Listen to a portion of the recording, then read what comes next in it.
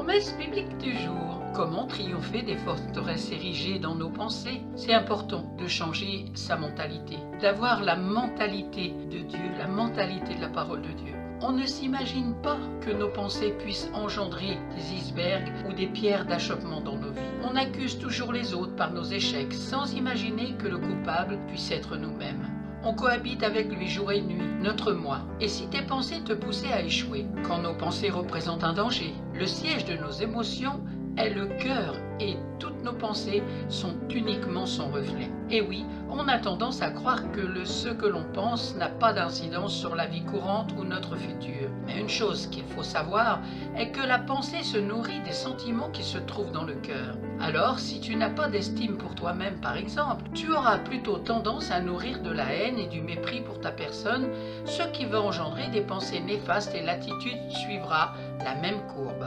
Bien qu'on les sous-estime, les pensées ne sont pas inoffensives et font plus de dégâts dans nos vies qu'on ne peut l'imaginer. Et pour inverser le processus d'autodestruction, il faut un combat acharné qui se fait par la foi. C'est pour cela qu'il est écrit dans 2 Timothée chapitre 1 verset 7 « Car ce n'est pas un esprit de timidité que Dieu nous a donné, mais un esprit de force, d'amour et de sagesse. » Lorsque tu prends conscience de qui tu es dans le Seigneur, tu comprends enfin que le Seigneur ne demande qu'à siéger en toi, dans ton cœur. Car voici ce que le Seigneur dit dans 2 Corinthiens chapitre 6 verset 18 « Je serai pour vous un père, et vous serez pour moi des fils et des filles, dit le Seigneur Tout-Puissant. » Cette puissance qui vit en toi te permettra de bannir la peur, l'insécurité, l'échec, le manque d'estime de soi et d'autres sentiments d'insécurité. Ta foi bondira de manière à ce que tes pensées aillent là où tu veux les emmener. C'est important de changer notre mentalité.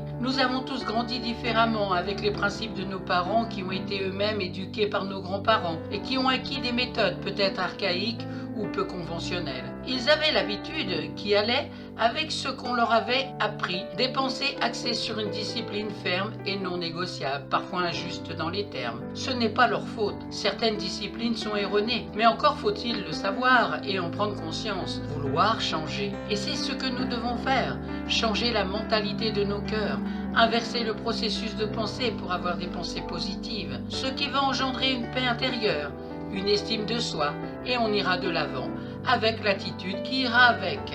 Dans le psaume 134, verset 14, il est écrit « Je te loue de ce que je suis une créature si merveilleuse. Tes œuvres sont admirables, et mon âme le reconnaît bien. » Il est vrai que certaines pensées restent ancrées en nous, mais il faut continuer à s'en débarrasser par des prières, des chants et des versets d'amour, des proclamations de fortification de foi. Sache que chaque pensée négative t'entraîne obligatoirement dans une attitude d'échec. Dans Philippiens chapitre 4 verset 13, il est écrit « Je puis tout par celui qui me fortifie ». Ces pensées nous amènent à échouer, nous retardent dans la jouissance de notre destinée.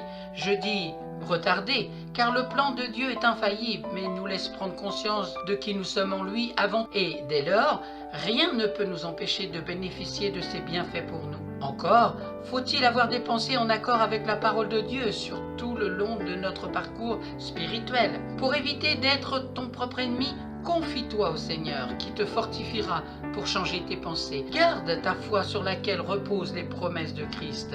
Prions ensemble cette prière qui est dans le psaume 138 verset 3. « Le jour où je t'ai invoqué, tu m'as exaucé, tu m'as rassuré, tu as fortifié mon âme. » Amen. Je vous souhaite bon courage, je vous dis merci d'avoir pris du temps pour écouter Promesse biblique du jour qui avait pour question aujourd'hui comment triompher des forteresses érigées dans nos pensées. Bonne méditation et à très bientôt.